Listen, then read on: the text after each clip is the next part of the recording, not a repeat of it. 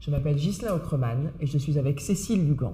Nous sommes deux historiens de l'art et ce soir, nous allons vous parler du goût de Marie-Antoinette, bijoux, meubles, précieux et mode. Nous allons nous intéresser à toute cette aventure de la fin du XVIIIe siècle pour comprendre la passion, les goûts, l'envie et l'intérêt de cette dernière grande reine de France à la fin du XVIIIe siècle. Et de nous intéresser véritablement à qui elle a été, pourquoi les bijoux ont été aussi importants et de pouvoir définir un petit peu sa personnalité.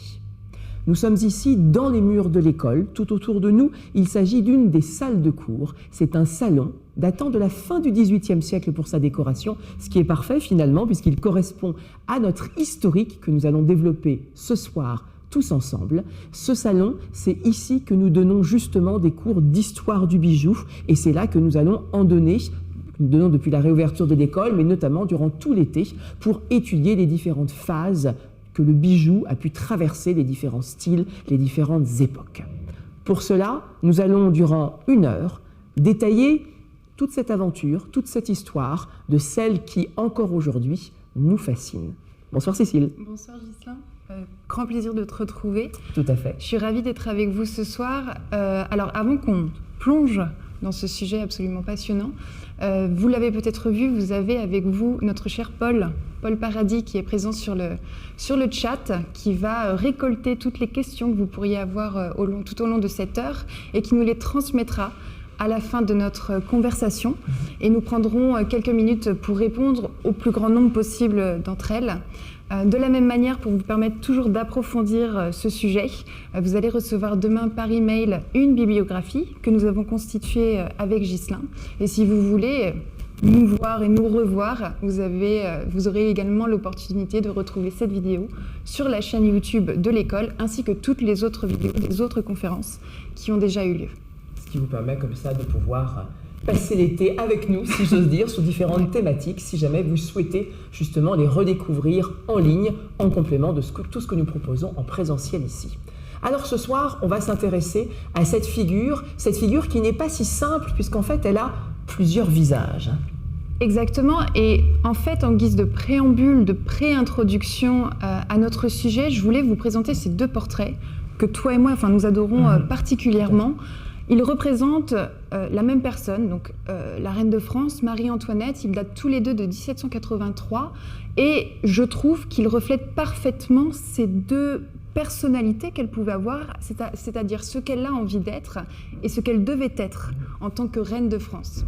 Alors je vous propose de regarder dans un premier temps le portrait de gauche qui a été réalisé par Élisabeth Vigée-Lebrun, qui est la portraitiste officielle de Marie-Antoinette depuis 1778, qui est à la fois son peintre officiel, mais également une grande amie qui est devenue sa confidente et qu'elle a rencontrée assez tôt au cours de son règne. Et elle a peint, entre autres, plus d'une trentaine de portraits de la reine.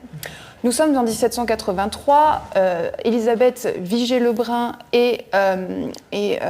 doit présenter des portraits au salon de l'Académie et elle va proposer dans un premier temps ce portrait qui représente Marie-Antoinette en Gaule. Alors ce portrait, il est intéressant à plus d'un titre puisque vous pouvez voir notamment la robe que porte la souveraine. C'est une robe qui est réalisée à partir de matières extrêmement fines, très délicates. On pourrait parler d'une blouse finalement qui est relativement transparente. Elle est en train de composer un délicat bouquet de roses. Si on regarde un petit peu plus en détail la coiffure de la souveraine, on voit finalement qu'elle n'est pas très travaillée, elle est assez désordonnée. Et en fait, il faut se dire que ce portrait, lorsqu'il a été présenté au salon en 1783, il a fait scandale, puisque ce n'est pas la reine qui est représentée, c'est une dame qui pourrait faire partie de la cour finalement. Et c'était un petit peu l'idée de désacraliser la souveraine qui a été ressentie par le spectateur. Scandale, on demande à Vigée-Lebrun de retirer le portrait et d'en réaliser un nouveau. Et c'est justement ce second portrait qui sera présenté au salon de 1783. Et en fait, pour aller extrêmement vite, Vigée-Lebrun a conservé la même position, le même visage, sauf qu'elle a rapidement changé quelques détails, à savoir la robe de la souveraine, qui est beaucoup plus élégante. On est ici sur un bleu-gris en satin. On va retrouver des rubans avec également de la dentelle. Vous remarquerez sa coiffure qui est beaucoup plus travaillée. Et on a également ajouté un collier composé d'un double rang de perles. Donc, par contre, on retrouve toujours cette rose dans la main de la souveraine. Et en fait, ce portrait, il est réellement intéressant, puisque comme je le disais en introduction, c'est-à-dire qu'on a, dans un premier temps, ce que voulait être la reine, en quête d'intimité, et c'est qu'elle devait être en tant que souveraine de France. Et c'est exactement ça que l'on va vous proposer aujourd'hui de découvrir dans nos différentes parties pour étudier ce goût de Marie-Antoinette. D'abord, on va s'intéresser au côté fastueux, au côté opulent, à la vie de cour, le côté face publique que Versailles devait lui imposer, les règles de la cour, la fameuse étiquette, ce protocole qu'elle devait suivre à la lettre et qui finalement va lui peser. Puis, dans un second temps, on s'intéressera à qui elle était au fond d'elle-même, ce goût particulier, son art de vivre très personnel, ce qu'elle aurait aspiré à être si elle n'avait pas à respecter ces codes stricts de l'étiquette de la royauté en France. Et enfin, évidemment, comment est-ce que, bon gré mal gré, et aussi à travers certaines histoires de bijoux, et bien sûr on parlera de ce légendaire terrible moment de l'affaire du collier, comment elle a été considérée comme une reine particulièrement controversée. Alors, sans plus attendre, entrons dans notre toute première partie pour comprendre les faces de cette jeune souveraine. Vous verrez, on n'a pas véritablement choisi un fil chronologique pour raconter cette histoire parce que beaucoup de biographes ont très bien suivi l'aventure de cette vie qui, on sait, termine sur l'échafaud en 1793. Mais plus exactement, il nous faudrait, je pense, plus d'une heure si on voulait retracer toutes les étapes de la vie. Donc, on a choisi comme ça des grands thèmes et, bien entendu, notre accroche est le lien aux bijoux, le lien aux joyaux qu'elle a pu porter, qu'elle a pu aimer ou que parfois elle a dû porter. Donc, entre obligation et choix personnel, c'est ça qu'on va chercher à questionner spécifiquement ce soir. Alors, nous débutons ici avec la jeunesse, finalement, de cette jeune aristocrate de la famille des Habsbourg, donc née en Autriche. Elle est l'une des filles de l'impératrice Marie-Thérèse d'Autriche. Marie-Thérèse qui est une très grande souveraine, on peut le dire, qui pendant 19 ans de sa vie a, en plus d'être la souveraine régnante du Saint-Empire romain germanique, a mis au monde 16 enfants. C'est une vie chargée, si j'ose dire, une vie très occupée, en effet, comme mère et comme souveraine, comme impératrice. Elle n'était pas la femme de l'empereur, elle était l'impératrice régnante, j'insiste. 3 de ses enfants vont mourir tout jeunes, en très bas âge. 3 autres décéderont alors qu'ils sont enfants, donc il en reste 10, 4 garçons et 6 filles. Elle est parmi les dernières. Ce qui est intéressant, c'est de voir que, petite dernière, on n'imaginait peut-être pas qu'elle aurait un destin aussi important que celui de devenir la future reine de France. Et il faut le savoir, la cour des Habsbourg, si elle était très francophile, donc on apprenait évidemment assez fréquemment le français, on vivait à la française, dans des décors à la française, mais on était moins strict, moins opulent que ce qu'on pouvait avoir à la cour de Versailles. Certains disaient parfois que c'était un peu plus, entre guillemets, provincial, donc plus calme, plus sympathique, moins austère en quelque sorte.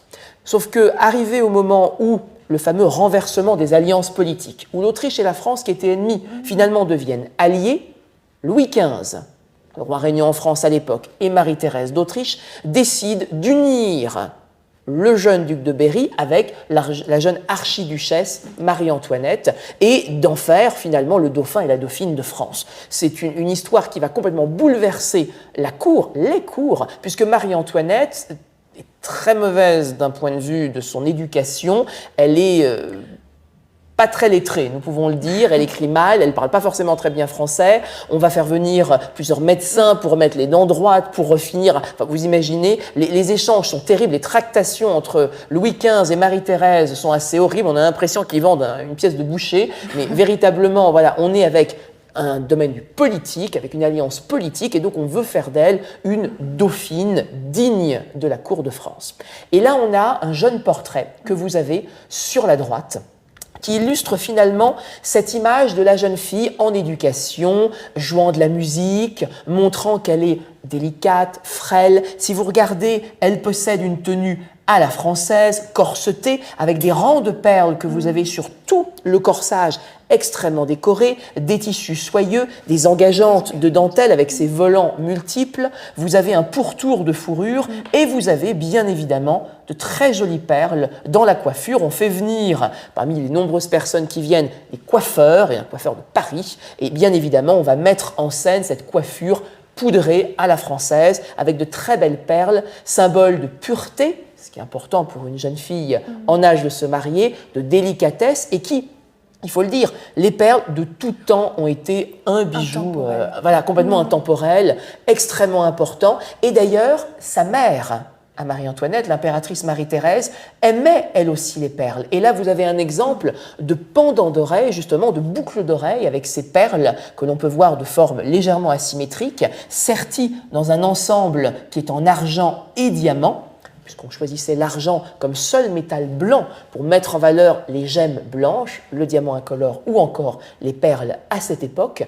Et c'est un goût qui est commun à toute l'Europe et qui notamment a un grand succès venu de France et qui fait qu'on va apprécier ces choses, qu'elle va comprendre, aimer et qui vont faire partie des choses que Marie-Thérèse, en quelque sorte, va lui transmettre dans le bon goût qu'il faut avoir, sachant que ces vêtements, ces bijoux, ces objets, elle les abandonne à la frontière lorsqu'elle va rencontrer, il y a toute une scène assez, je pense, traumatisante, triste, ouais. pour cette jeune femme, où elle doit se dévêtir complètement, elle quitte sa condition de femme d'Autriche et elle devient une princesse de France. Donc véritablement, toute cette cassette de joyaux dont on va vous parler, ce sont des pièces qu'elle va avoir majoritairement de cette nouvelle vie par le mariage justement avec l'héritier de France.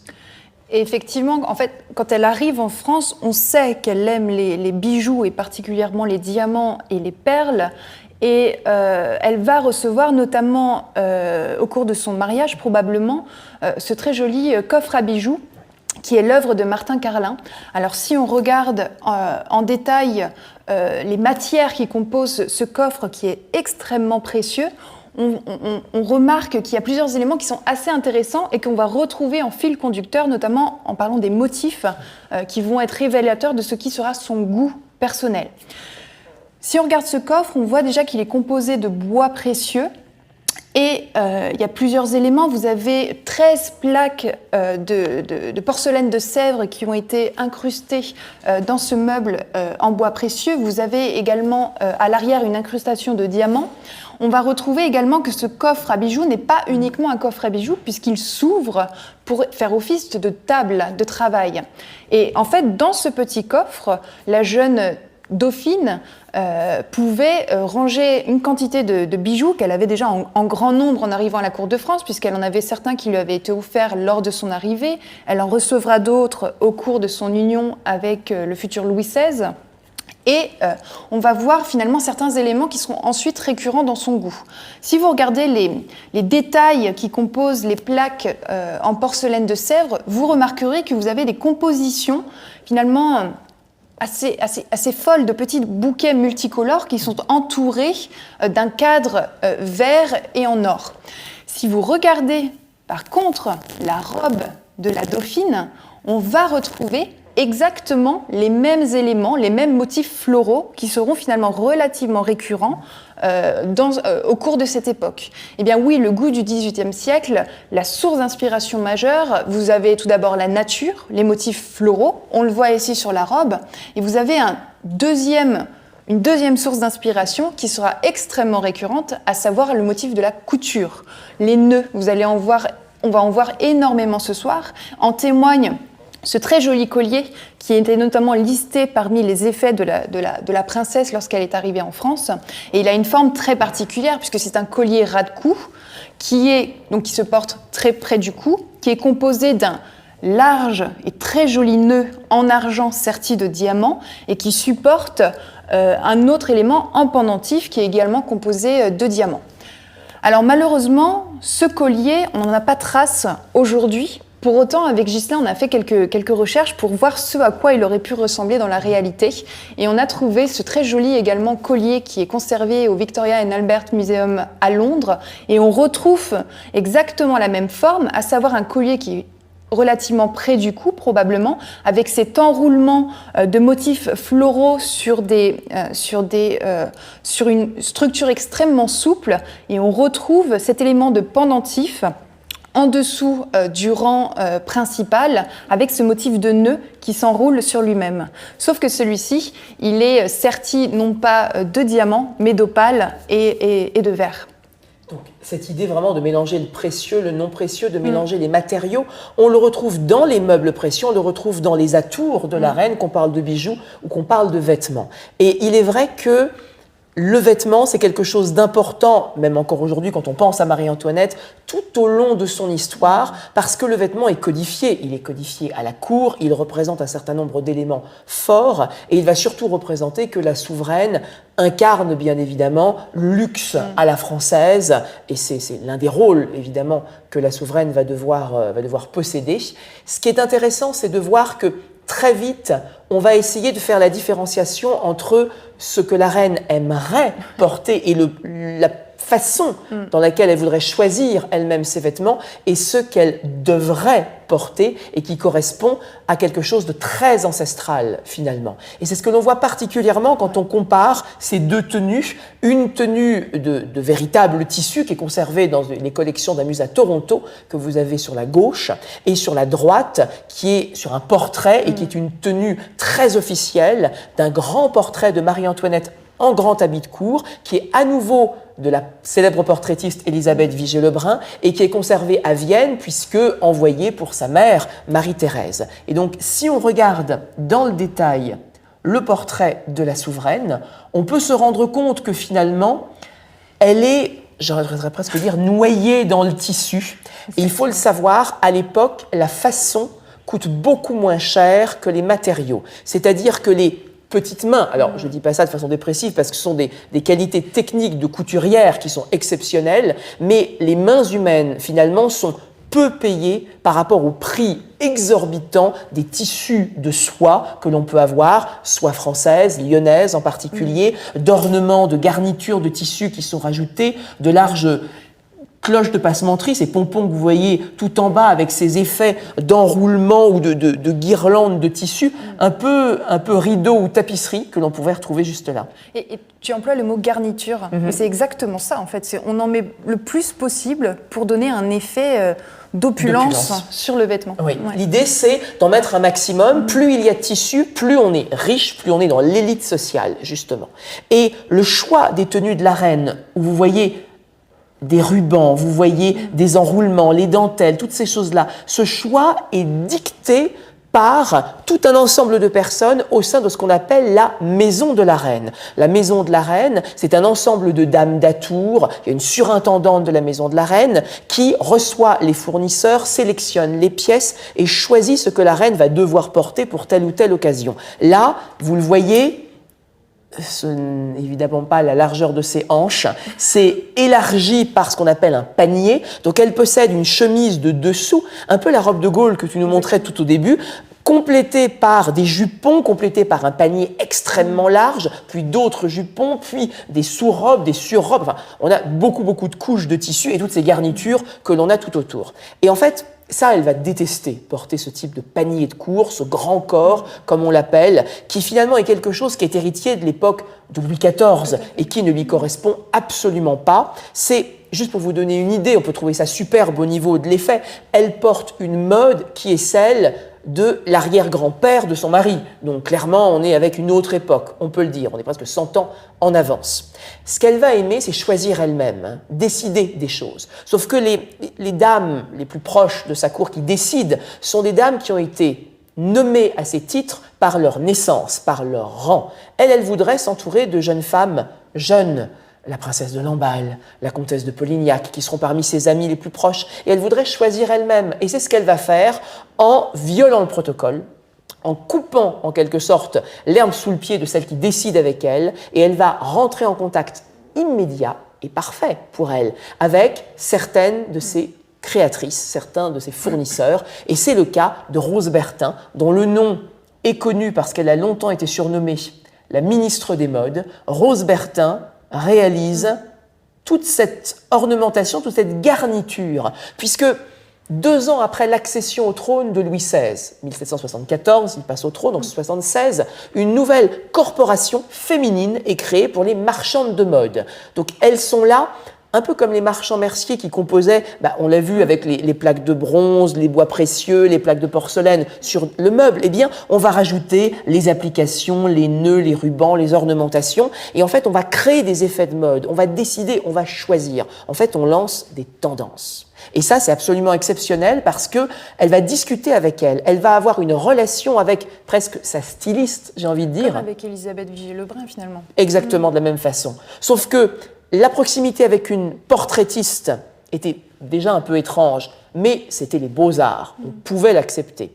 La proximité avec une marchande de tissus, finalement, c'est comme ça qu'elle était vue, une faiseuse de mode, et surtout lui coûtant des sommes folles, était très mal vue. Et donc, de fait, très vite, le terme contemporain, j'entends, de fashion victim est venu à la bouche des commentateurs, et on peut voir que toute cette idée va être quelque chose qu'elle va aimer elle-même. Donc, a-t-elle suivi des tendances? Les a-t-elle déclenchées? J'irais un peu des deux. Elle a lancé des éléments, choisi des choses qu'elle préférait, et parmi tout ça, c'est vrai que toute cette ornementation issue du monde textile va devenir un élément récurrent jusqu'à ses bijoux.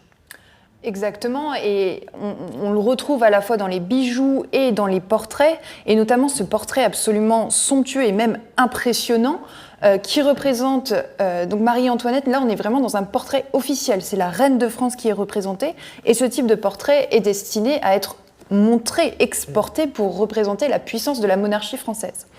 Ce portrait, il est intéressant à plus d'un titre parce qu'on va retrouver à la fois les éléments dont tu parlais, relatifs à la mode, mais on a également tous les éléments, les symboles relatifs à la monarchie française.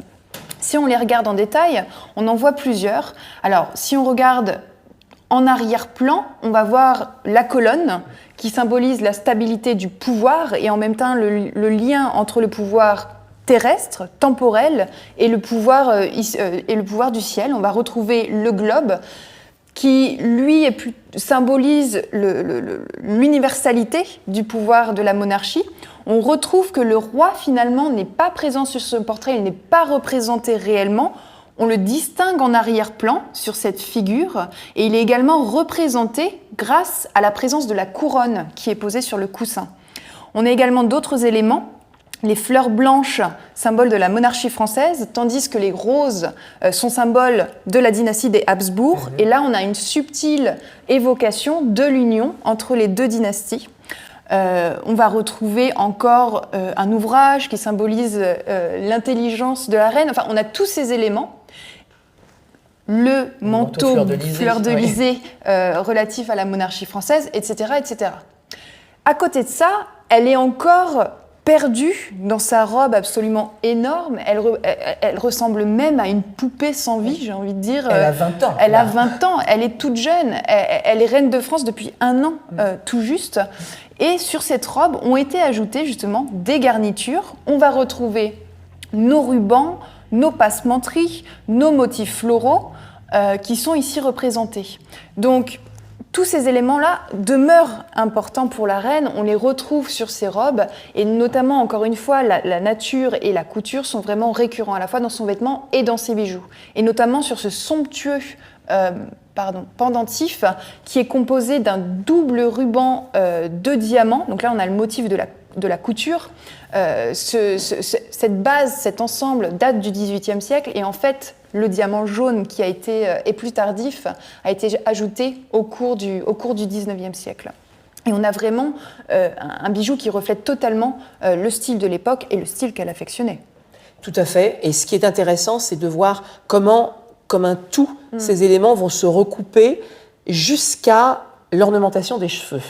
Et ça, c'est un vrai sujet. J'ai envie de dire la chevelure, les perruques pour être exact, puisqu'il ne s'agit pas de la véritable chevelure, en tout cas pas tout de suite, ça va se rendre plus naturel avec le temps, mais évidemment des compositions extrêmement complexes de poufs Comme on le disait, dans la définition serait qu'il s'agit d'un coussin épais utilisé comme support de coiffure. Avec ça, on imagine qu'on a une structure extrêmement épaisse avec du crâne cheval, avec de véritables cheveux, de la poudre blanche évidemment pour pouvoir maintenir l'ensemble gris-blanc. Et par-dessus, on va créer un certain nombre d'architectures ou de sculptures décoratives sur ces chevelures qui deviennent de moins en moins portables, si j'ose dire. Les caricaturistes anglais vont s'en réjouir. Il y aura de nombreuses caricatures. Mais ce qu'on a choisi de vous montrer ici, c'est une coiffure dite à la belle poule, qui correspond au nom du bateau qu'elle porte sur la tête.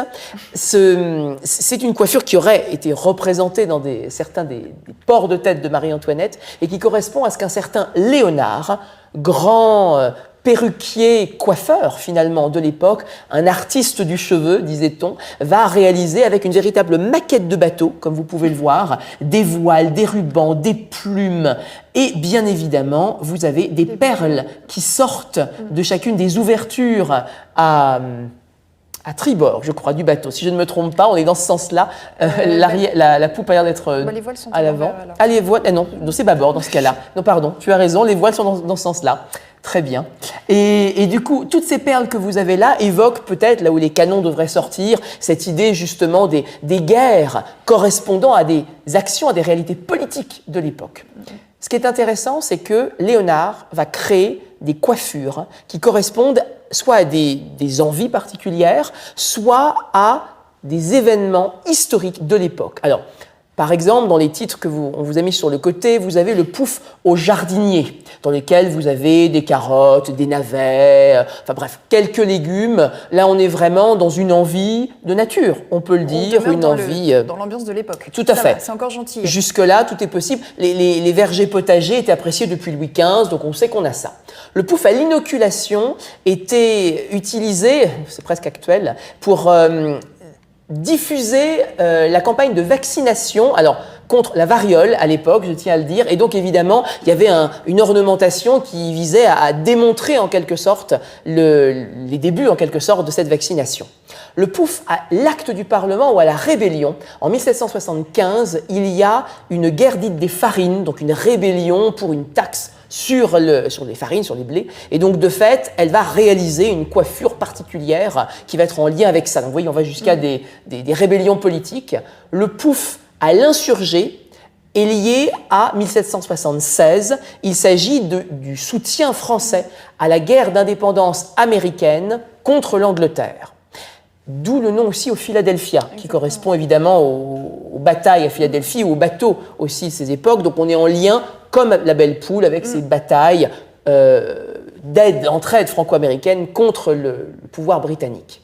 Et enfin, le pouf à la carte du monde, où vous avez un petit globe terrestre, où vous avez des éléments de navigation tout autour, est une évocation, en 1788, du voyage de Monsieur Lapérouse, le grand navigateur, qui finalement était une passion de Louis XVI et a voulu rendre hommage au grand voyage de cet homme à travers l'un de ses poufs. Donc finalement, c'est un outil politique, c'est un outil de mode, on peut le dire, et puis elle se fait plaisir. Oui, et elle se présente comme ça dans les soirées avec ces objets, parce que ce sont littéralement des objets sur la tête, donc ça a un sens, c'est vraiment une symbolique, elle les porte pour une bonne raison. Et ça, c'est quelque chose d'assez intéressant. Mais comme si on n'en avait pas assez, on peut rajouter des choses. On peut rajouter des choses, puisque avec une chevelure déjà extrêmement travaillée, il y a vraiment deux éléments qui sont souvent très complémentaires que l'on va retrouver dans les coiffures de cette époque. Alors tu l'as déjà très bien présenté au tout début de notre conversation, on a des perles à foison et on le voit très bien dans son très joli portrait de la reine. Vous avez à la fois des perles d'une taille assez intéressante, qui sont enroulées dans les cheveux. On les voit même qu'elles sont enroulées autour des boucles à l'anglaise de la reine. Donc là, les perles sont toujours extrêmement présentes. Et vous avez également un autre type de bijou qui est probablement l'un des bijoux les plus célèbres, les plus appréciés de cette époque-là, c'est ce que l'on appelait des aigrettes. Alors là, il y a probablement une inspiration orientale. C'était vraiment des bijoux que l'on retrouve dans les cours orientales à cette époque-là, qui ont été réinterprétés à l'échelle européenne. Et vous avez ce type de bijoux qui était placé dans la chevelure et dont le nom était évocateur finalement de l'oiseau qui portait le même nom. Et en fait, l'idée, c'était de représenter des plumes, puisque les plumes sont extrêmement appréciées. Là, sur ce portrait, la reine en porte à la fois des vraies et des plumes joaillières, si je puis dire. Et en fait, ce bijou, il avait la particularité, et c'est pas tout, là on en a un très joli exemple qui est conservé au Musée des Arts Décoratifs de Paris. En fait, l'idée, c'était de représenter donc des plumes joaillières, et en fait, on voulait, elles étaient bien souvent réunies entre elles par un petit nœud. Donc là, on a un autre élément récurrent qui nous intéresse depuis le début de cette conversation, à savoir la couture. On voit un très joli nœud ici en argent avec la matière précieuse. Et donc ce jet de plumes jaillissant vers le ciel qui était un motif extrêmement récurrent. Alors, ces bijoux n'étaient pas forcément en matière précieuse. On pouvait en retrouver, c'était une mode également qui était très récurrente à cette époque-là. On avait depuis les années 1740 en France, la création du strass, donc de diamants d'imitation, est devenue très populaire dans les années 1740 en France, notamment par le biais de Georges Friedrich Strass, qui a popularisé ce diamant d'imitation. Et en fait, c'est devenu extrêmement populaire, même si ce n'était pas une pierre précieuse dite, puisque à l'époque, on avait l'habitude, enfin, quand on sortait, vous aviez souvent l'éclairage à la bougie. Et en fait, ces pierres d'imitation brillaient tellement dans la pénombre que ça a eu tout de suite un succès absolument fou, auprès de toutes les couches de la société, finalement, y compris la souveraine qui appréciait ce type de bijoux.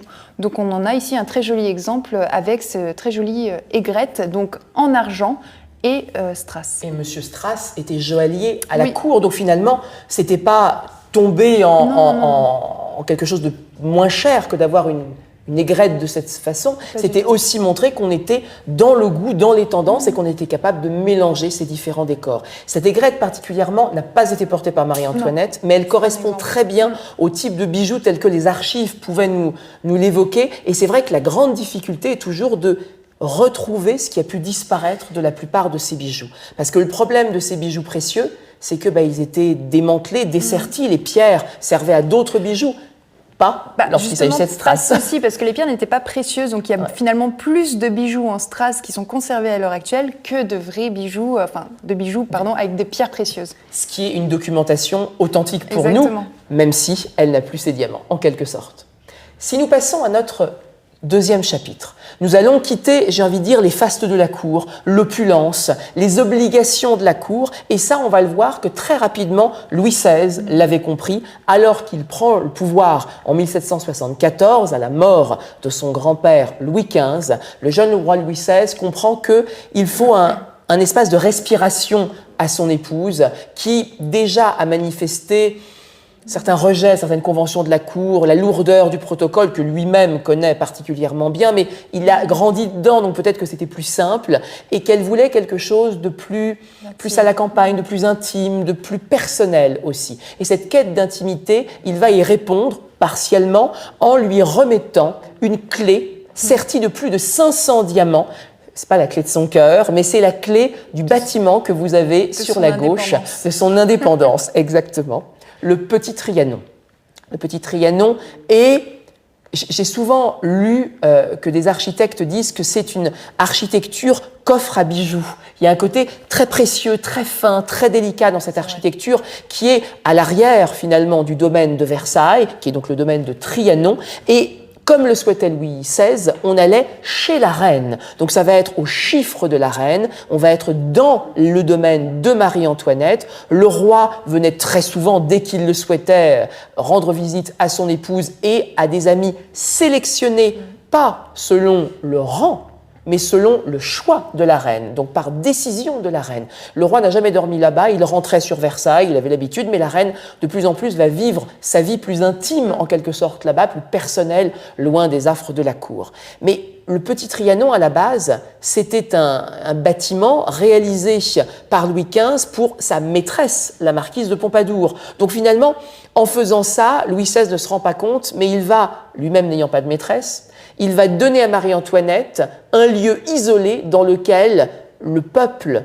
plus il va être mécontent de Marie-Antoinette, plus il va créer des fantasmes négatifs autour de ce qui pouvait se passer à Trianon, imaginant un luxe vidant les coffres de la France, alors qu'en réalité, ce que vous avez, c'est plutôt ce qu'il y a sur la droite, c'est-à-dire ce que vous avez des jardins délicats, plus champêtres, et naturellement, dès les années 1780, elle demandera à son architecte, Richard Meek, de réaliser un vaste paysage d'un cottage anglais, le hameau de la Reine, qui est ici représenté dans cette aquarelle, et qui nous laisse nous figurer, voilà, cette tour dite de Marlborough, parce que ça fait mieux quand ça fait anglais, dans un jardin à l'anglaise, ces petites toitures de chaumières, voilà. Oui, tout à fait, on est dans un village, quelque part en France, on ne sait pas où, c'est un mélange, des petites fermes, une laiterie où elle pouvait avoir son véritable lait. Elle veut jouer à la bergère, comme on dira parfois, et c'est cet univers particulier, finalement, qui va correspondre à une vie plus délicate, plus intime, à laquelle de nombreux objets vont naturellement très vite correspondre. Exactement, et ce portrait le montre très bien. Elle est représentée dans son jardin de Petit Trianon. On la retrouve ici vêtue, dans une tenue qui n'est pas sans rappeler, je trouve, le premier portrait qu'on a vu, qui est réalisé en 1783 par Vigier Lebrun. Elle porte cette robe relativement transparente, par-dessus laquelle elle a mis une sorte de redingote, à l'image de la tenue masculine d'origine anglaise, finalement, très à la mode à cette époque-là, qui surplombe une chemise froissée. Donc là, on est quand même dans le comble de la simplicité. Et c'est ainsi que probablement la reine aimait à s'apprêter dans ce genre d'endroit dans lequel elle était justement en quête d'intimité. On retrouve également en arrière-plan ce jardin, comme tu le disais, à l'anglaise, qui est finalement tout l'opposé du jardin à la française qu'elle avait quelques centaines de mètres plus loin à Versailles, c'est-à-dire un jardin extrêmement ordonnancé, rectiligne, symétrique. Non, dans un jardin à l'anglaise, l'idée c'est de recréer une nature frivole, un ensemble extrêmement pittoresque, et là on le retrouve tout à fait. La reine porte également des éléments, et on a l'impression qu'elle est en tenue d'équitation, finalement. Elle a une paire de gants, finalement, ainsi qu'une cravache, et on retrouve son chapeau avec 2 plumes. Donc on retrouve le goût pour les plumes. Derrière elle, également, vous avez un autre élément qui est, quant à lui, une sorte de petit bâtiment qu'elle pouvait observer depuis le Petit Trianon, depuis sa fenêtre personnelle. C'est le Temple de l'Amour. Alors, par contre, le Temple de l'Amour, lui, est quant à lui le manifeste parfait du néoclassicisme à la française, c'est-à-dire qu'on a des proportions parfaites. Il a été également dessiné par Richard Meek, qui a vraiment, comme tu le disais, composé l'ensemble de Petit Trianon, à savoir que vous avez 12 colonnes en marbre blanc qui soutiennent un dôme également en marbre blanc. Donc ici, on a vraiment l'ensemble de la reine qui se trouve à Petit Trianon, qui s'habille comme elle le souhaite et qui va également porter des bijoux qui sont relativement simples et que l'on ne va pas forcément voir, c'est-à-dire pour son propre plaisir. En témoigne cette délicate petite montre de poche qui est composée, qui est émaillée, délicatement émaillée, et composée de superbes et splendides petites perles qui a, pour le coup, appartenu à la reine Marie-Antoinette. Donc, on a vraiment un fossé entre les bijoux somptueux qu'on a pu voir représentés dans les portraits de cour et ce type de bijoux beaucoup plus discret, beaucoup plus délicat, très raffiné, que la reine aurait pu avoir avec elle dans son domaine de Petit Trianon. Et cette attention aux détails, on va le retrouver dans chacun des éléments de vie qui vont l'entourer à Trianon. Exactement, et finalement ce n'est pas uniquement dans le dessin du jardin ou l'ensemble ce qu'elle porte, ou même les bijoux, ça va même jusqu'au mobilier qu'elle choisit de mettre à Petit Trianon, également tous les services qui composent les arts de la table. On a ici différents exemples, parmi d'autres, parce qu'il y en a énormément. Regardez cette chaise du pavillon du Rocher, on retrouve tous les éléments qu'on a vus, les mêmes sources d'inspiration, à savoir ces guirlandes de fleurs enroulées, sculptées dans le bois. On va retrouver également des pendeloques, on pourrait y reconnaître tout à fait des perles ici. De la même façon, on voit sur le tissu toujours ces bouquets de fleurs très, très naturels, finalement très peu ordonnés. De la même façon, elle va commander à la manufacture de Sèvres de nombreux services composés de plus de 290 pièces chacun. Et chaque service a un nom.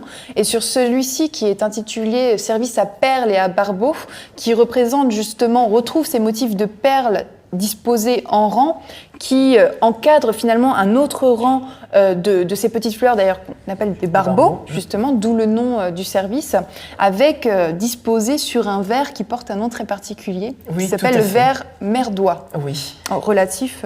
Oui, voilà. Aux déjections de l'animal, le noix. Il y avait tout un tas de codes de couleurs qu'on appréciait à l'époque, de nouvelles couleurs qui étaient tendances en fonction des événements. Il y a eu un feu de l'opéra ou opéra brûlé, quand l'opéra a eu un incendie, vous imaginez, il y avait une couleur tendance qui s'appelait « Suie des cheminées de Londres », qui correspondrait à la toute première robe qu'on avait vue, un peu gris-bleu, foncé. Donc, elle aimait lancer des goûts et évidemment des couleurs particulières correspondant à l'époque. Exactement, et on va retrouver même jusqu'aux lanternes, encore une fois, les guirlandes de fleurs, et là c'est peut-être plus anecdotique, mais ici vous avez des diamants d'imitation, des strass, pour former ce motif d'étoile. Donc on voit bien que vraiment le Petit Trianon, c'est l'endroit où elle se retrouve, l'endroit où elle va pouvoir exprimer toute sa personnalité et démontrer un petit peu ce qu'elle aime, loin des regards de la cour et de l'étiquette. Tout à fait, et elle pourra y être au calme avec ses enfants, avec ses amis, avec son mari quand il lui rendra visite. Certains diront avec le comte de Fersen, a-t-elle eu ou pas une aventure avec lui? Nous ne sommes pas là pour déterminer cela. Quoi qu'il en soit, c'est une vie d'émotions, de sentiments, de délicatesse qu'il va y avoir à ce moment-là. Et il faut savoir que dans un lieu où vous avez ce jardin à l'anglaise, où on fait des promenades dans des petits sentiers, où on s'arrête devant ces fabriques, ces petites architectures comme le temple de l'amour, tout est propice à l'expression des émotions, mais pas des émotions fortes, virulentes, on n'est pas dans le baroque, on est dans quelque chose de délicat, dans quelque chose de sentimental, comme on le dira. Et ça vient bien entendu de ces textes rousseauistes qu'il peut y avoir, on est dans le siècle des Lumières, donc le siècle des philosophes, mais c'est aussi ce qu'il y a dans certaines des images que l'on a de la campagne à l'anglaise aussi, et que l'on retrouve bien sûr dans le grand retour de ces bijoux très intimes qui vont porter un nom, les bijoux de sentiment. Et c'est vrai que la fin du XVIIIe siècle, et après une partie du XIXe, sont un des moments clés de l'histoire du bijou d'amour ou du bijou de sentiment, justement, que l'on a là, où elle va finalement donner au bijou une valeur qui est plus une valeur chérie, c'est-à-dire une valeur sentimentale, qu'une valeur chère, c'est-à-dire une valeur économique. Et là, on le voit particulièrement dans ce type de bague large, où vous avez un portrait miniature de la reine, finalement avec des cheveux assez naturels, peu complexes, avec un rang de perles noires, on imagine, dans les cheveux, qui est assez surprenant, et un entourage de diamants que l'on retrouve tout autour, qui finalement est précieux par le fait qu'on a un rare portrait conservé de la reine en miniature sur un bijou, et que ce type de bijou a été passé, elle l'a fait envoyer au moment de la Révolution à sa fille, donc qui sera la seule survivante de la Révolution, finalement, Madame Royale, qui deviendra la future duchesse d'Angoulême, et qui permet d'être arrivée jusqu'à nous aujourd'hui. Un type de bijou qui, finalement, avec un portrait, en dehors des diamants, n'a de valeur sentimentale que quelqu'un qui reconnaît la personne, que quelqu'un qui a un intérêt émotionnel, un lien de sentiment avec cette personne. Ou encore, là je trouve qu'on est encore plus loin, vous avez le chiffre de Marie-Antoinette, le chiffre c'est le monogramme, où vous avez M.A, si vous lisez, entrelacé, Marie-Antoinette bien sûr, des diamants tout autour, et à l'intérieur vous avez des cheveux de la reine. Donc là évidemment la préciosité des cheveux n'est rien, c'est une valeur purement d'émotion, une valeur symbolique en quelque sorte que d'avoir cela. Et je vous laisse imaginer que aujourd'hui, on en reparlera à la fin de cette conférence, l'intérêt pour la reine en fait qu'une telle provenance rend des pièces ainsi extrêmement importantes, parce que vous avez un morceau de la souveraine en quelque sorte et un morceau d'histoire tout ensemble. Et il y avait encore, bon, on les a déjà vus, on en a déjà parlé des perles, mais c'est vraiment une matière dont on ne pourrait pas parler en évoquant la vie de Marie-Antoinette. Ici, vous avez un très joli portrait de la souveraine, un pastel réalisé dans les années 1790, où vous voyez finalement, alors Elle n'est pas très vieille. Hein. Elle a 40 ans tout juste. Elle sera malheureusement exécutée en 1793, quelques années plus tard.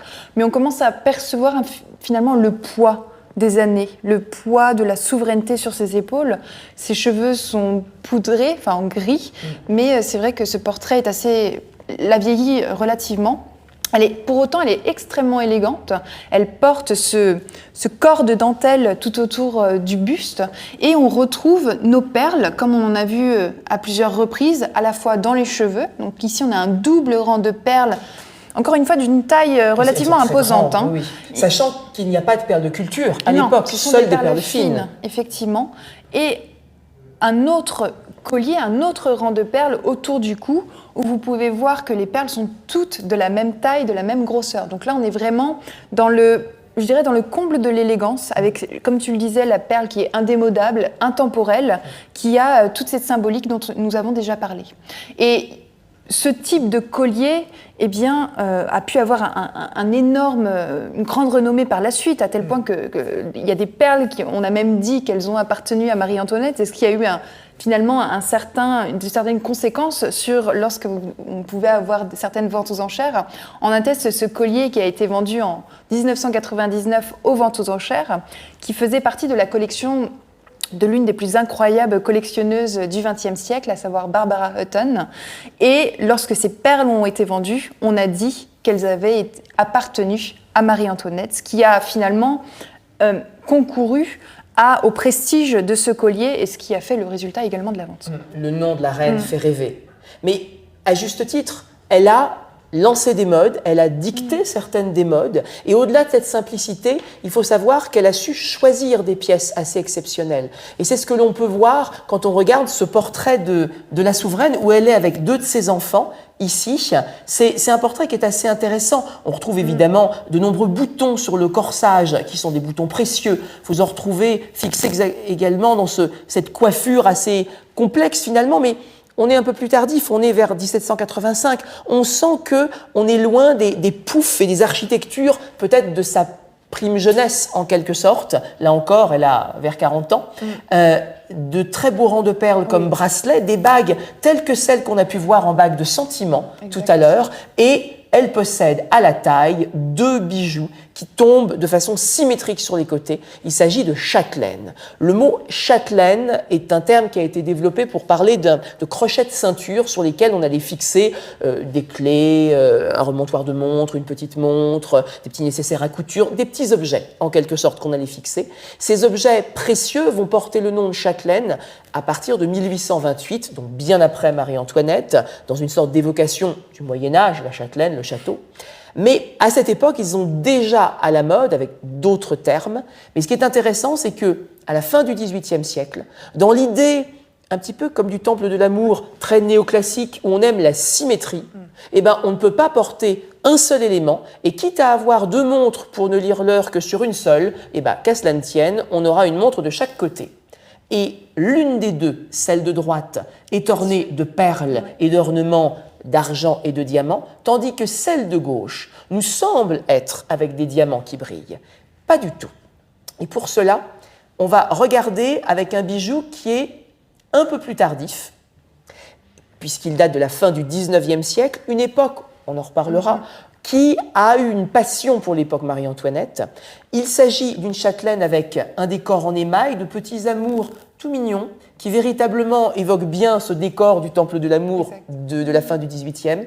Mais ce qui est intéressant, c'est de voir, on le voit, c'est beaucoup plus sombre, il s'agit d'acier, nouvelle matière industrielle finalement en vogue, notamment développée dans les bijoux d'acier par les Anglais, qui sont en première révolution industrielle. Cet acier est, si vous regardez dans le détail, faceté. C'est-à-dire qu'on va faceter l'acier de façon à essayer de rendre l'impression, l'illusion qu'il s'agit de diamants. Et en fait, on va laisser briller un acier très poli pour rendre la lumière. Ça coûtait quand même une certaine somme. On sait qu'il y avait au Petit Dunkerque, rive gauche, à Paris, une boutique où on trouvait ce type de curiosité, de bibelots nouveaux, en quelque sorte, de breloques, et qui correspondait vraiment à un type de goût que la reine, naturellement, a choisi aussi de porter. Et ça nous montre à quel point elle a diffusé ces nouvelles tendances et elle les a portées elle-même. Passons à notre troisième partie. Eh bien oui, il faut bien y arriver. Au tout début des années 1780, la reine est de plus en plus controversée. C'est-à-dire que vous avez de nombreux articles, des pamphlets, des peintures également, des dessins qui la représentent plutôt comme une souveraine qui préfère organiser des réceptions avec ses amis les plus intimes et dépenser les deniers de la monarchie que s'occuper du peuple. Et en fait, il va y avoir une succession d'événements malheureux ou qu'elle a un petit peu provoqués qui vont conduire finalement à sa perte. Donc on va en voir quelques-uns. Et commençons peut-être avec le plus célèbre, l'affaire du collier. Alors c'est une longue histoire avec Ghislain, on va vous expliquer tout ça en détail. Je vais revenir un petit peu sur ce bijou qui est avant toute chose fabuleux. L'histoire commence au début des années 1770.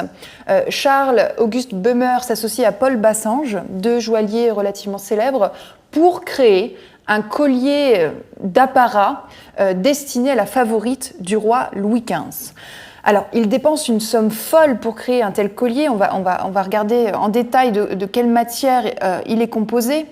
Vous avez plusieurs éléments, à savoir tout en haut, un tour de cou composé de 17 diamants qui font entre 5 et 8 carats. Donc l'ensemble, la monture ne fait pas tout le tour du cou, vous avez un délicat ruban en soie qui ferme l'ensemble.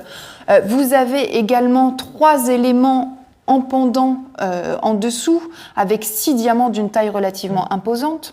Si on descend un petit peu, ce qui fait la particularité de ce collier, c'est que vous avez 2 rangées de diamants avec des perles qui se réunissent à la fois au milieu du buste, mais qui passent également derrière le dos pour retomber en pendeloque dans le dos de la personne qui le porte.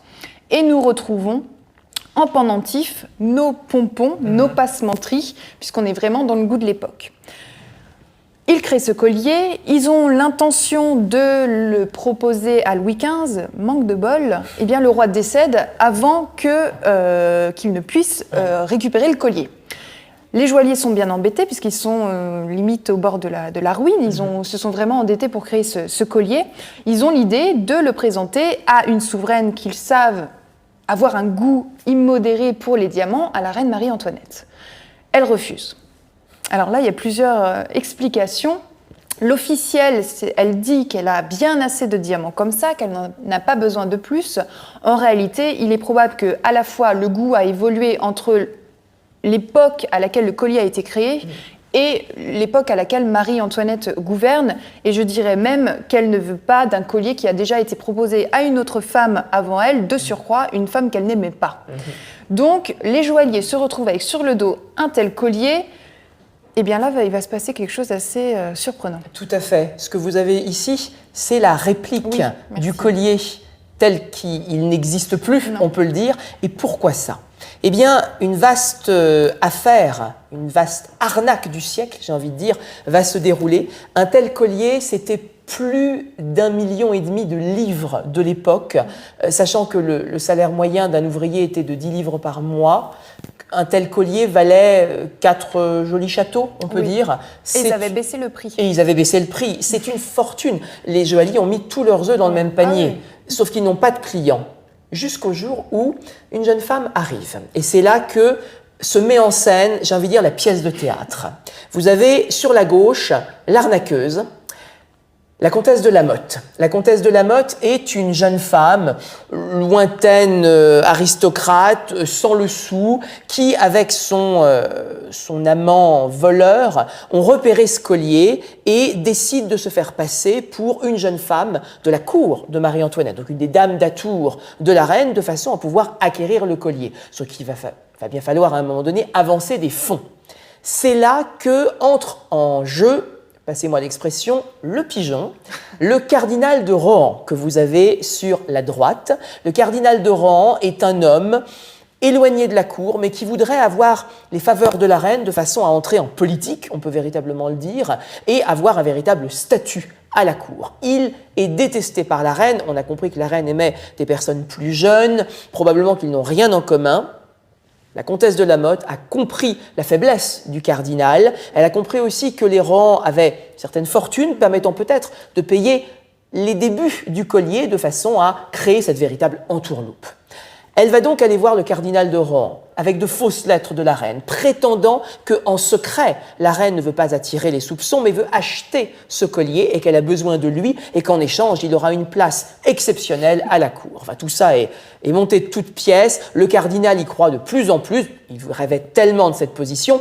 Il veut quand même être rassuré et pour aller très loin, c'est l'image que vous avez au milieu, la comtesse de La Motte décide d'organiser une rencontre de nuit dans les jardins du château de Versailles, où une prostituée ressemblant vaguement à Marie-Antoinette, mais déguisée en Marie-Antoinette, va, avec une voilette devant le visage, de nuit dans la pénombre, donner une rose au cardinal qui va croire avoir vu la reine. Il avait les yeux du croyant, si j'ose dire, pour un cardinal. En tout cas, oui, c'est du naïf. Voilà, il a complètement accepté l'entourloupe, on peut le dire. Il va donc donner l'argent à Baumerer et Bassange, qui lui confie le collier. Il donne le collier à La Motte, qui s'empresse avec son amant de démanteler le collier. Lui va à Londres et va vendre une partie des diamants. Tout disparaît. Quelque temps plus tard, Baumerer et Bassange vont voir la cour et demandent poliment d'abord à Madame Campan, de la cour de la reine, quand est-ce que le reste de l'argent va arriver. Puis très vite, c'est la reine qui répond « Je n'ai jamais voulu ce collier, je vous ai dit non. Non, je ne paierai pas, je ne l'ai jamais eu. » L'affaire éclate, on fait venir le cardinal de Rohan qui demandera un procès public, grosse erreur, puisqu'il sera innocenté par ses pairs, ce qui fait que dans un procès où il n'y a pas de coupable, le peuple va choisir sa coupable et il choisira Marie-Antoinette. Même si on arrêtera la comtesse de La Motte, même si on trouvera la réalité de ce qui s'était passé, la reine a été souillée par cette affaire. Certains disent que c'est les premières marches vers l'échafaud. En quelque sorte, c'est les débuts de la chute de la monarchie. On est en 1785. Cette année-là, la reine décide de frapper politiquement avec une nouvelle image et elle commande un autre portrait qu'Élisabeth Vigée-Lebrun présentera au salon de 1787. Et c'est ce portrait dont vous avez un détail ici représentant la reine qui vient de perdre sa dernière enfant, qui est décédée, la petite princesse. Donc c'est pour ça que vous avez un berceau vide, presque comme un cercueil de tissu, en quelque sorte. Elle est avec Madame Royale, la grande, celle qui survivra à la Révolution, avec le dauphin, qui va mourir peu de temps après, et le futur second dauphin, qui lui mourra à la prison du Temple. Elle a délibérément choisi de ne porter qu'une perle en boucle d'oreille, enfin il y en a deux, mais pas de collier. Face à l'affaire du collier, elle va refuser ça. Très vite, on dit qu'elle est l'Autrichienne, on refuse de se souvenir qu'elle est reine de France, et très vite, on va dire qu'elle est Madame Déficit. Donc à cause d'elle, tous les maux économiques de la France sont dus. Il se trouve qu'à la même époque, elle avait reçu une livraison d'un petit coffret à bijoux. Elle fait quelques faux pas à répétition, qui vont concourir à sa perte. Et effectivement, en 1787, à la demande de la reine, il y a la ville de Paris qui commissionne un ébéniste pour la réalisation d'un cabinet, d'un serre-bijoux destiné à contenir tous les bijoux de la reine. Alors ça donne ceci, un serre-bijoux qui fait plus de 2 mètres par 2 mètres 60. Donc on est avec quelque chose d'absolument monumental, d'extrêmement précieux dans ces matières. On a utilisé des bois précieux, notamment de l'acajou. On y retrouve de la porcelaine de Sèvres, des plaques avec des motifs néoclassiques. On a des incrustations d'ivoire, des camées, du bronze doré, différents éléments. Vous avez 3 éléments principaux avec des cariatides en bronze doré qui représentent les 4 saisons. Vous avez un élément qui surplombe l'ensemble qui représente le génie de la France, le génie couronnant la France en présence de la renommée. Enfin, il y a différents éléments qui font que de ce serre-bijoux, un objet absolument précieux. Pour autant, ce n'est pas le bon moment de demander un tel meuble, d'autant plus que ce n'est pas un artisan français qui a été commissionné pour sa réalisation, c'est un artisan d'origine allemande. Donc pour l'Autrichienne, ça passe relativement difficilement auprès de l'opinion publique. Et il se trouve que les appartements des souverains étaient ouverts au public, ils pouvaient venir, c'était une des règles à Versailles, donc tout le monde sait que la reine a commandé ça. Il est vrai que la reine avait beaucoup de bijoux, d'ailleurs tout ne rentrait pas dedans tellement il y en avait. La réalité derrière, c'est que certes elle n'a pas voulu le fameux collier dont on dira d'ailleurs qu'il a été l'affaire du collier de la reine, alors qu'en fait elle ne l'a jamais voulu, mais elle a possédé des bijoux exceptionnels. Et parmi ceux-ci, je voudrais donner deux exemples ici, qui sont, pour certains sûrs, d'autres moins, attribués à la reine, mais ça fait partie de la légende finalement de Marie-Antoinette. Sur la droite, vous avez deux pendants d'oreilles avec deux très beaux diamants poires, un peu plus de 14, un peu plus de 20 carats, vraiment de superbes diamants, qui ont longtemps été considérés comme ayant appartenu à Marie-Antoinette. Le fond de l'histoire n'est pas complètement connu. Ce qu'on sait, c'est que au bout d'une cinquantaine d'années après la mort de la reine, ces bijoux vont être offerts par Napoléon III pour son mariage avec l'impératrice Eugénie, et il lui offre cette paire de pendants d'oreilles en lui disant qu'ils ont appartenu à Marie-Antoinette. Et on va voir que pour Eugénie, ça a beaucoup de valeur.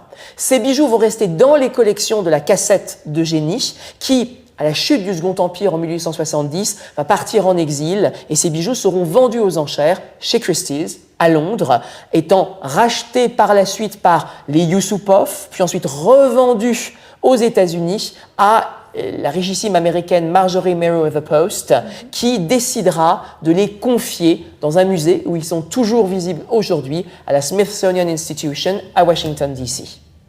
Voilà une histoire de diamants. Mais il y a plus récemment, il n'y a pas si longtemps que ça, une histoire de perles. Cette fois-ci, c'est chez Sotheby's qu'a été vendu ce pendentif en diamant avec une perle qui est absolument somptueux et qui atteste véritablement de la richesse des bijoux de Marie-Antoinette. Ça fait partie des bijoux qui ont été envoyés par Marie-Antoinette à destination de sa fille qui les recevra et qui par la suite les transmettra par voie de succession finalement à la famille des Bourbon-Parme, justement, et qui décideront, il y a 1 an et demi de ça, de se séparer d'une partie de ces bijoux. Et c'est vrai que la perle, par sa taille, est exceptionnelle. L'histoire, naturellement, autour de ce bijou est important, et juste au-dessus de la perle, on retrouve le fameux nœud de ruban, voilà, dont nous parlions tout à l'heure, et qui nous montre naturellement la valeur, justement, de ces pièces, qui, au-delà de valeur économique, parce que ces ventes aux enchères ont eu, chez Christie's et Sotheby's, de beaux succès, mais également la valeur de la provenance, c'est-à-dire c'est la légende de Marie-Antoinette autour de ça, qui fait rêver, et qui fait rêver jusqu'à aujourd'hui, parce que finalement, après la Révolution, on gardera longtemps une certaine nostalgie de ce règne. Effectivement, la nostalgie de ce règne va naître au cours du 19e siècle avec plusieurs personnages, personnalités même, qui vont réellement s'intéresser à Marie-Antoinette et qui vont finalement permettre de redorer son image, si je puis dire. La première d'entre elles, c'est l'impératrice Eugénie. On adore ce portrait avec Ghislain parce que elle a été représentée, elle se fait représenter, vêtue comme l'aurait été Marie-Antoinette dans son jardin de Petit Trianon. Donc là, on n'est pas avec une robe de Gaulle, mais plutôt avec une robe en taffetas jaune. On retrouve les différents éléments, à savoir nos passementeries, même la coiffure poudrée totalement typique, les fleurs dans les cheveux. Elle est ici représentée dans ce qu'on appellera plus tard le style Louis XVI impératrice. Il faut savoir qu'Eugénie avait une réelle passion pour Marie-Antoinette. Elle a même fait restaurer le Petit Trianon, collectionner différents objets. Donc en fait, ça va permettre un petit peu de reconsidérer le règne de Marie-Antoinette et d'oublier un petit peu les défauts des dernières années de son règne. Il est vrai que pour elle, ce ne sera pas toujours facile parce que Marie-Antoinette, taxée d'Autrichienne, ce sera vite fait de dire que Eugénie n'est que l'espagnole, mais deux étrangères qui finalement ont cet amour des savoir-faire français, des beaux métiers, des beaux objets. C'est une autre figure qui va être importante, espagnole également, d'origine, la belle Otero, pas du tout de provenance aristocrate cette fois. La belle Otero est une des grandes courtisanes de l'époque 1900, cette époque où on va véritablement mettre en valeur ce goût 18e siècle à nouveau, mais qui, depuis Napoléon III, depuis Eugénie, a un succès phénoménal. Les Goncourt écriront sur Marie-Antoinette, on diffusera ce goût justement de l'époque. Et ce qui est fascinant, c'est que là, vous avez, je trouve, deux mondes qui se rencontrent. Oui. D'un côté, vous avez les rubans, les cloches de passementerie, les pompons, toute cette ornementation, on dirait néo-18e, donc ce renouveau du 18e siècle.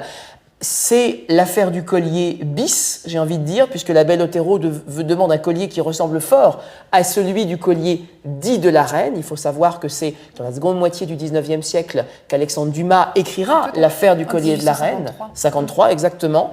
Mais en même temps, on est avec un collier de chien, alors très opulent, très ras de cou, en platine et diamant par Cartier, donc c'est très belle époque.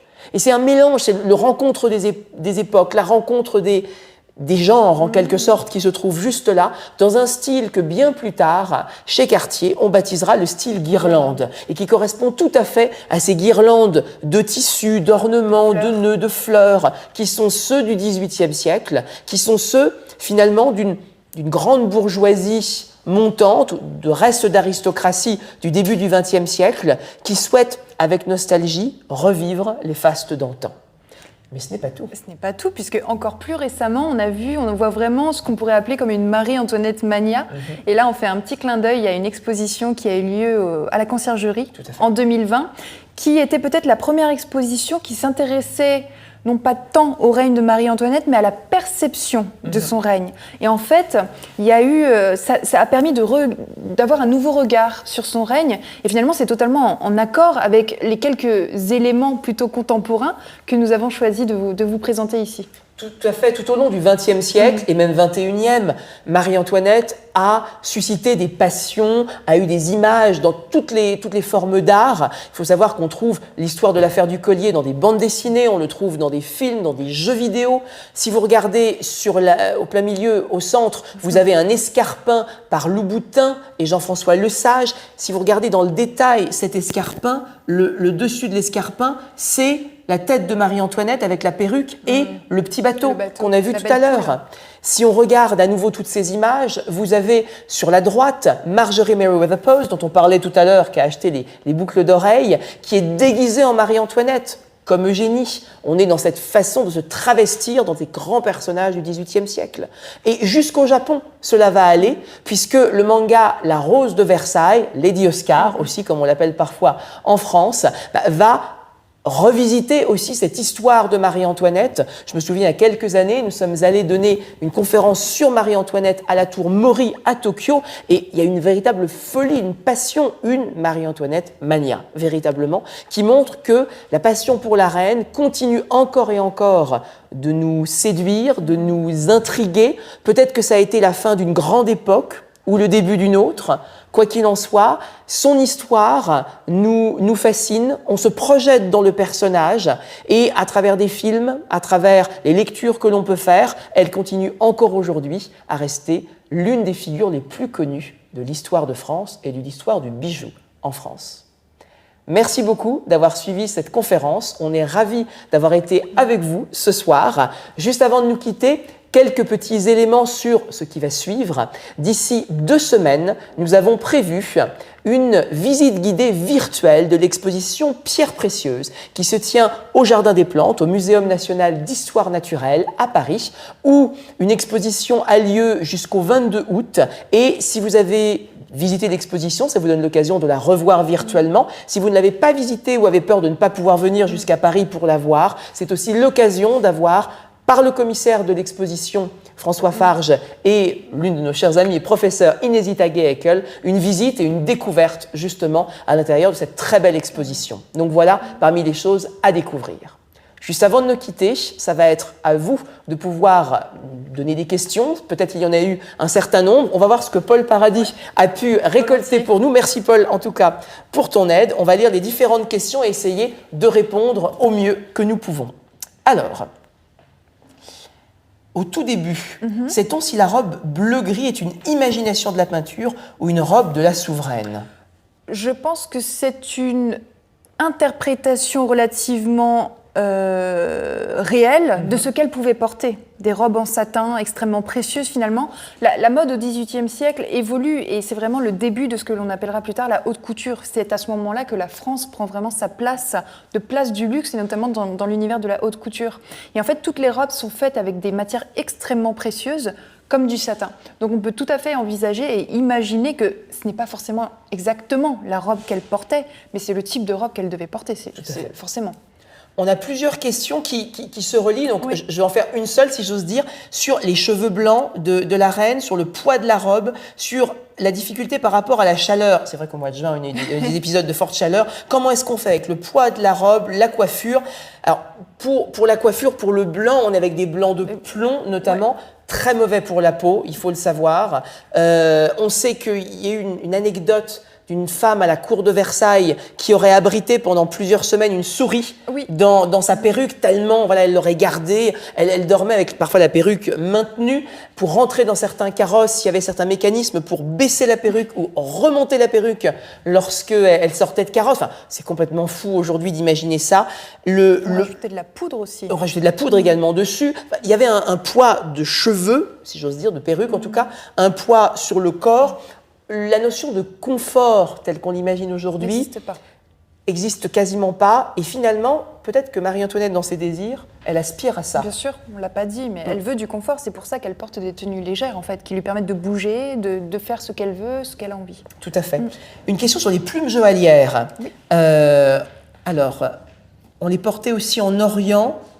Mais qui portait cela? Des reines, des princesses en Orient, c'est vaste. Alors justement, c'était plutôt un bijou masculin en Orient. On appelait ça justement des salpetch qui étaient portés en haut de la tête et on retrouvait plusieurs éléments précieux. Donc c'était souvent en or, sertis de pierres précieuses, souvent de couleur. On allait retrouver beaucoup d'émeraudes, des pierres rouges, et également des perles. Donc l'influence orientale à cette époque-là, elle est extrêmement importante puisque on a beaucoup de commerce, de négoce. On le voit finalement également avec les tissus qui sont importés d'Orient à cette époque-là. Donc on a vraiment cette inspiration mutuelle qui se crée et qui est réinterprétée en Europe et notamment en France par le biais de ces aigrettes.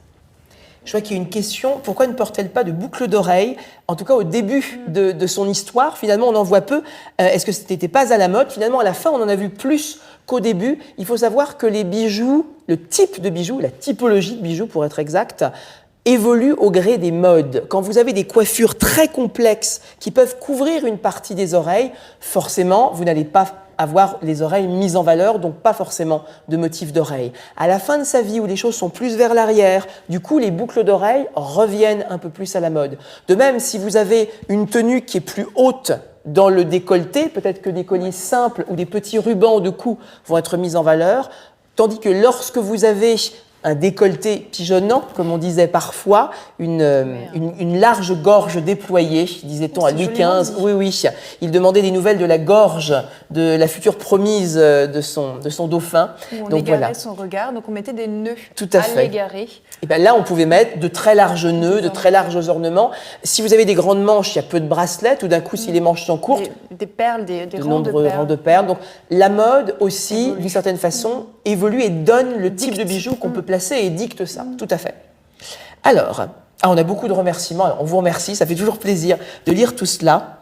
Alors, existe-t-il des photos de la belle Otero avec ce collier? Pas à ma connaissance, malheureusement. On a de très belles photos de la belle Otero qui était vraiment une femme photogénique pour le coup, mais avec d'autres bijoux, d'autres ornementations. On dit parfois que toutes les pierres de ce collier étaient avant montées sur un corsage qui était entièrement serti de diamants, qu'elle aurait fait dessertir pour faire monter par la suite en collier. Donc malheureusement, on n'a pas une documentation exhaustive sur tout ça. Rien n'empêche de découvrir un jour une telle photo. Alors, une dernière question que l'on peut voir. Pourquoi ces bijoux n'ont-ils pas été rachetés par la France? Car on peut considérer qu'ils appartiennent à la couronne de France. Vaste sujet. Très vaste sujet, en effet.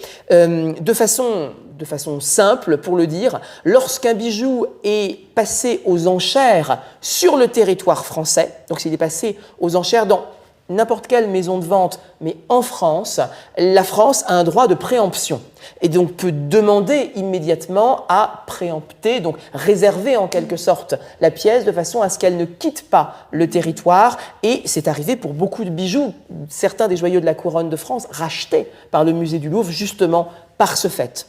Lorsque les bijoux sont vendus dans d'autres pays, notre droit de territoire ne fonctionne pas. Et donc, naturellement, si le musée intéressé obtient un mécénat souvent c'est comme ça que cela fonctionne, un mécénat pour favoriser une acquisition, c'est possible d'acheter, c'est déjà arrivé d'ailleurs. Si cela n'est pas possible ou si ce n'est pas dans les décisions du musée à ce moment-là, eh bien la pièce va à un heureux propriétaire privé, comme c'est arrivé récemment justement dans les dernières ventes. Je crois que c'est ici que nous allons nous arrêter. Merci encore d'avoir été avec nous, c'était un plaisir. Nous vous retrouvons, si vous le voulez, demain à 13h et à 19h en anglais, cette fois-ci, avec grand plaisir. Et sinon, n'oubliez pas, les prochaines conférences seront le 20 et le 22. Vous pouvez vous inscrire dès à présent sur le site internet de l'école. Merci encore et à très bientôt à l'école. Et bonne soirée.